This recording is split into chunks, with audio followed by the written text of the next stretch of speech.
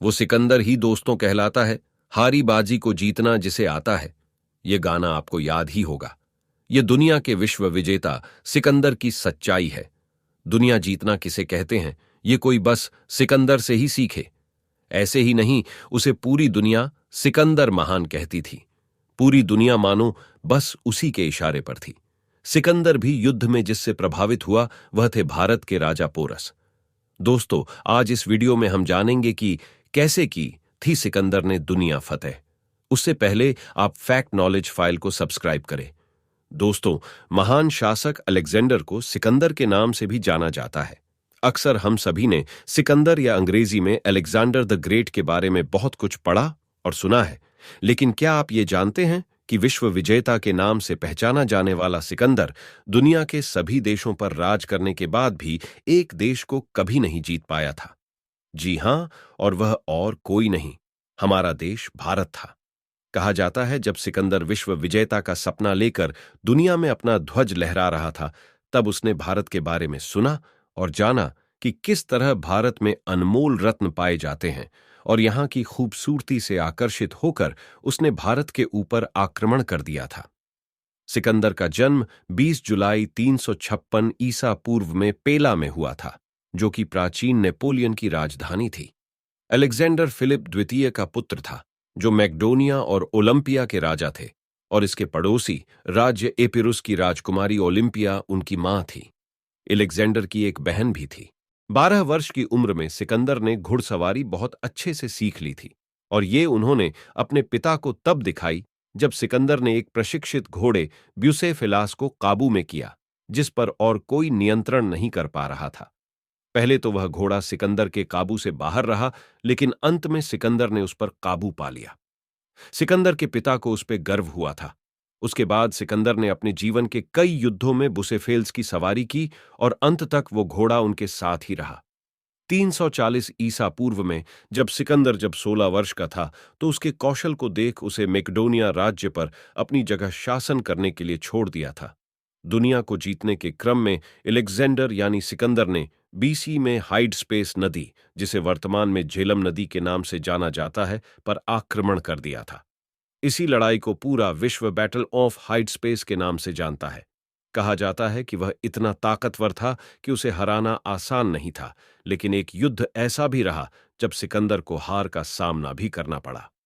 इस लड़ाई में सिकंदर का विश्व विजेता बनने का ख्वाब तो पूरा नहीं हुआ, लेकिन यह लड़ाई अलेक्जेंडर यानी सिकंदर की चौथी और आखिरी लड़ाई बनकर रह गई। इस लड़ाई में महान सिकंदर और सेना को पोरस ने मुंहतोड़ जवाब दिया।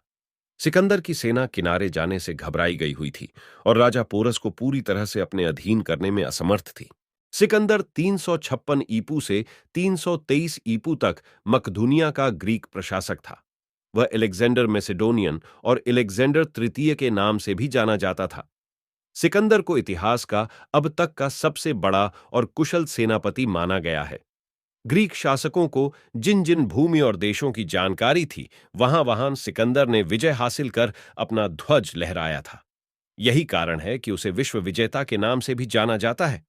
सिकंदर ने अपने शासन में ईरान, सीरिया, मिस्र, मसोपोटेमिया, फिनीशिया, जूदेया, गाजा, बेंक्ट्रिया और पंजाब, भारत का कुछ हिस्से पर विजय हासिल की थी।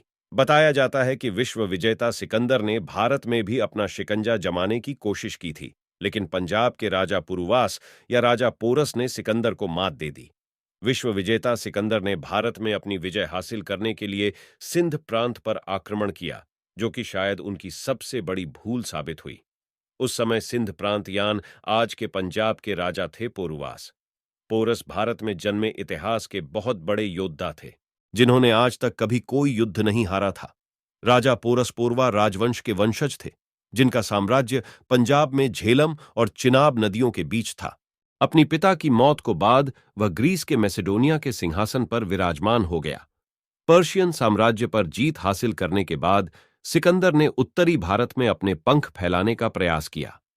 वह विश्व को जीतने के क्रम में भारत पर भी अधिकार जमाना चाहता था।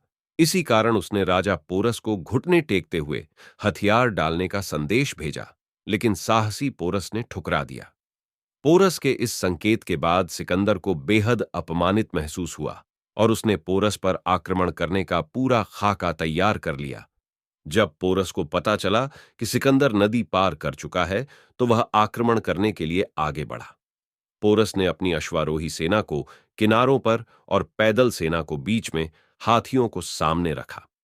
सिकंदर ने अपनी भारी पैदल सेना को केंद्र में एक फॉलानक्स में तैनात किया, खुद दक्षिणपंथी घुड़सवार सेना का नेतृत्व किया और एक पहाड़ी के पीछे एक विस्तृत बाहर की सवारी पर कोयनस के तहत बाएं पंख की घुड़सवार सेना को भेजा। सिकंदर ने लगभग 50,000 सैनिकों को मैदान में उतार दिया, जिसके सामने पोरस की केवल 20,000 सेना खड़ी थी। लेकिन पौरव के राजा पोरस के 200 युद्ध हाथियों ने युद्ध के पहले ही दिन सिकंदर की सेना को जमकर धूल चटा दी। पहले ही दिन की हार ने सिकंदर की सेना का मनोबल पूरी तरह से तोड़ दिया, लेकिन सिकंदर अपनी हार कहां स्वीकार करने वाला था। उसने फिर तैयारी की युद्ध में कूद पड़ा, लेकिन पोरस की हाथियों के चक्रव्यूह में फंस कर रह गया। पोरस के भाई ने सिकंदर के घोड़े को मार गिराया और सिकंदर को निहत्था कर दिया। लेकिन युद्ध नीति के अनुसार पोरस ने सिकंदर को छोड़ दिया और उसके सैनिक उसे वहां से उठाकर ले गए। सिकंदर की यह हालत उसकी सैनिकों से देखी नहीं गई और उन्होंने युद्ध से अपने हाथ खींचने का फैसला लिया। सिकंदर ने भी सैनिकों को वापस जाने को बोल दिया, लेकिन रास्ते में पोरस की सेना ने वापस लौट रही सिकंदर की सेना पर आक्रमण कर दिया और सिकंदर का घेर लिया।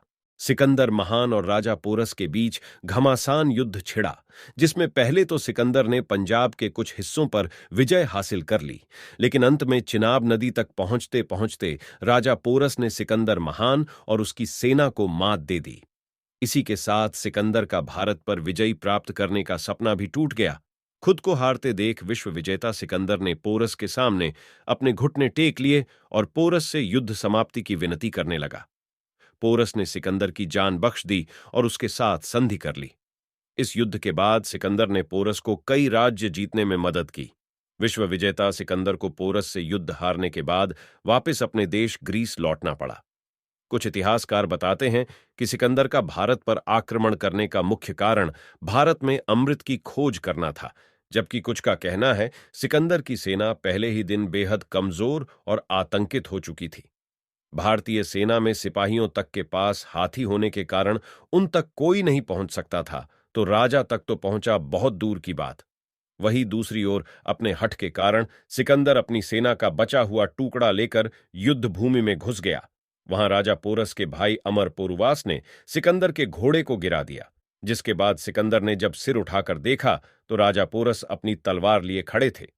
लेकिन राजा पोरस ने निहत्थे पर वार करना उचित नहीं समझा और तभी सिकंदर की सेना उसे वहां से भाग खड़ी हुई। सिकंदर ने अपनी जिंदगी की पहली और आखिरी हार का सामना किया। विश्व विजेता सिकंदर महान को अपनी इस हार की चोट इस तरह लगी थी कि उन्होंने अपने देश लौटते रास्ते में ही दम तोड़ दिया। वीडियो अच्छी लगे तो लाइक, शेयर और फैक्ट नॉलेज फाइल को सब्सक्राइब करें।